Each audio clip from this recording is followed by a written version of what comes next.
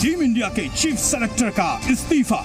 और chief selector Chetan Sharma का इस्तीफा हुआ है। एएनआई के हवाले से इस वक्त ये बड़ी जानकारी मिल रही है। चीफ सेलेक्टर के पद से उन्होंने इस्तीफा दिया है।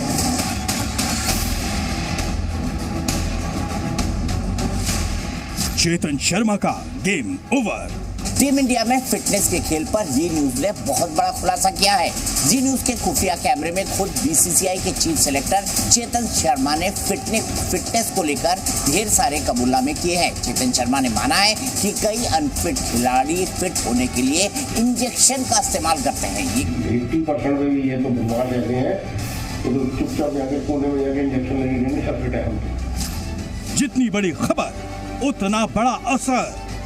देखिए, जो हमारे सूत्र बता रहे थे, जैसे ही ये जी पर इतना बड़ा खुलासा हमने किया, उसके बाद से ही ये बीसीसीआई की तरफ से साफ कर दिया गया था चेतन शर्मा को कि इसके बाद उनका कंटिन्यू करना बहुत मुश्किल है। इनको क्लैश है।